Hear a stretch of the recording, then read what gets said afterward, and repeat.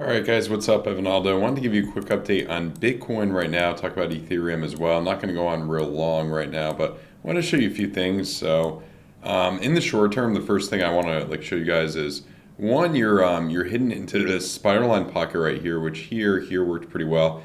Big jump off of it, which is kind of bullish, and you're getting a bullish div printing right there. Confirms in about an hour and 40 minutes. That combined with a lot of the things you're seeing on the lower time frames now would 2 hour bullish div as well would kind of pinpoint to the argument excuse me, that you have a good shot of coming up a little bit higher here, which is what I'm kind of thinking. Maybe a little bit more, kind of like 28.2, something of this nature coming up, especially with that 30-minute money flow crossover. Potentially that could bring you up, up to these kind of areas up here. If we draw like a local fib level, local golden pocket, let's see, maybe even that high up to that kind of area. Potentially again, I mean, you do know a lot of shorts are probably entered down there. What typically happens, you come up to punish them and then you come right back down, typically. Now, if you look at the 4-day right here, things are definitely getting a bit more bearish on the macro. Now, this doesn't necessarily mean you're topped out at 30K or 29K and then you're headed all the way back down.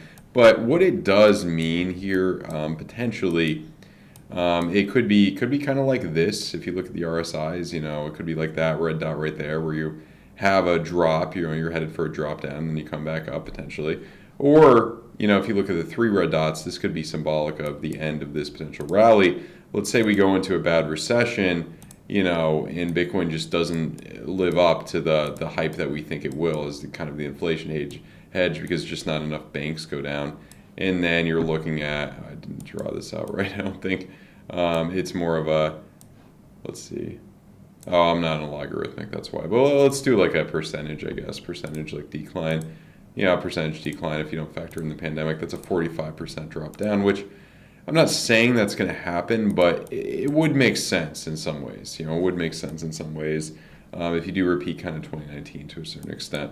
I'm not saying that's going to happen. I kind of don't think that will happen. I think we're going to more likely follow the 4-year cycle, but want to be prepared for everything. So, I mean, the best thing right now, I think, is just treat this as the accumulation year, DCA opportunity, kind of what I'm doing, DCAing in until like December, until January. That's what I kind of think based on the 2-week staying in the red here. I mean, hopefully what I'd want to see too is like this to come back down, red dot, and that be like this, like a really good buying opportunity over there. It would be the same thing if you look at a chart with more data, like the Bitstamp chart.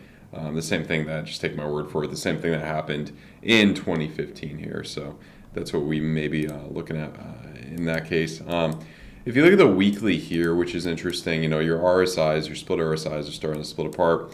Back here, it was not much. I mean, you got a red dot, you came down a little bit, and then you had another jump up. That would be the case to kind of 40K. And if you look at, on the logarithmic spiral lines, 42K is kind of a really big area. Potentially, you would pump up to 42K from that. Keep in mind, guys, history never repeats exactly. I feel like there's going to be something, this is going to break at some point. I mean, it's been very similar so far, even trend reversal, then green dot, and then coming up higher. So I feel like it's going to be something different, and that difference may be the red dot brings us down a little bit farther here. Maybe retest, 25K. That's what I'm looking at right there.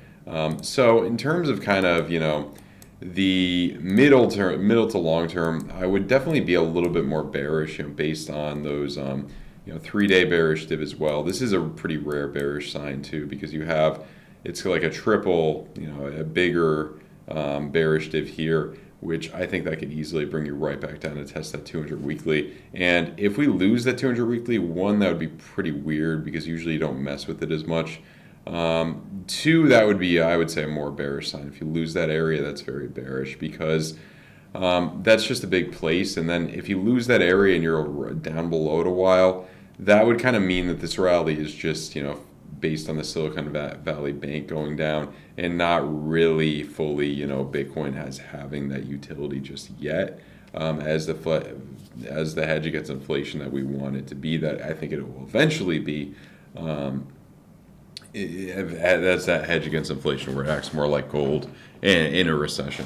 So, that's the big debate. Will it do that? We don't know at the moment. But Yeah, I mean, that's the thing you're looking at right now. The other thing to kind of look at in the real high time frames for, I don't know if this will happen, but this is going to be like prime real estate right here. If this does happen, you come into the red for the 3 week, say you do something bad like this into the end of the year, that's going to be a prime kind of place to get in, especially if you're like messing around with this area, prime place to get in. Let's move on to Ethereum a little bit right now. And what I want to show you guys on Ethereum is, excuse me, um, kind of the same thing, not too much is too different here. Weekly, pretty similar. Weekly coming into the green right now, but there's not. This would probably be even more bearish than Bitcoin because if it's like that crossover just rolled over, or I mean, even that crossover is good if it's like that, continuation. I think it's going to be different than probably both of these. If I had a guess, kind of, it would. I mean, in terms of the RSIs. Yeah, I mean, if I had to guess, you'd see a decline, but not as bad as this much, kind of. Not as bad as that much. So that's kind of what I'm thinking about there. And then if we move on to kind of the daily here, let's move on to the daily, not a bearish div, but the 2-day already confirmed that bearish div, and then you got the green dot kind of nullified it. You're about to get another one real soon. So ultimately, I mean, the 16-hour would essentially bring you higher here. This would be the case to come higher, and this does look a little bit better than Bitcoin right now, I will say. The Ethereum does look a little bit better than Bitcoin, and this is kind of the case for that altcoin season. This all looks pretty good, 8-hour through 16-hour, and even money flow coming up here. So this all looks pretty good. This looks like you could potentially come up to 1900 here. And this is kind of symbolic of, I'm not saying it will come up that high, but I think there's potential. This is a bit symbolic of, I just want to show you guys Bitcoin dominance because this is starting to play with a huge area right here. This is symbolic of, what's going to happen with this. Do we reject from this or do we continue forward and push through it? I mean, if we reject from this, you're going to see some alts run. Probably a lot of, part of this was probably because Dogecoin had the crazy pump today, but if it continues downward, you will see some alts run. It looks like it might do that, based on, especially kind of the 8-hour with the blood diamond money flow coming out. Kind of looks like it might do that here, and then we'll see some alts run. Or what could definitely happen, and based on the monthly, this would be the main case. The monthly just looks like a tsunami is about to happen here. You just push above 50% and you see a pullback for all the market, and Bitcoin continues to really dominate here. It's going to be one of those two things. I mean, pick your poison, kind of hard to say exactly what it's going to be. But in terms of trading right now, I do think that if you look at Bitcoin, based on this crossover, this money flow crossover to, I do think it would generally bring you down to kind of 25 area, this pocket before you make a new high here. Could be wrong, as well as the EMAs on the 4-hour. Now these EMAs turning gray here, this didn't give you much. Good buy signal essentially. I mean, if you had a lenient stop loss above here, you may still be all right. But now the next time it's happening, I think this would generally kind of bring you down here. So that's the environment we're in right now. And, it could kind of go either way here. I mean, that's always, kind of how it is. It's all more about having a strategy to trade off of. And I do have a course with a lot of good strategies, a really good beginner course linked down below. 20% off discount code if you guys are interested. A lot of people have really liked it. And I also run a exclusive Discord, some premium channels in my Discord that that the link is down below for, that a lot of people have liked. I'm not right 100% of the time, but there's some good TA there, good community. And if you guys are interested in that, if you sign up to any of my links, you could sign up down below through Patreon, but you could sign up to any of my links, sign up to any of my links down below to any exchanges and deposit at least $100 in any of the exchanges. Shoot me a DM on Discord with your UID from the exchange, and I will give you 1 free month in the exclusive Discord so you can try it out. I think that's a pretty good promo. So yeah, guys, hope you enjoyed the video. Please leave a like, subscribe to the channel, all that good stuff. Follow me on Twitter. Yeah, goodbye.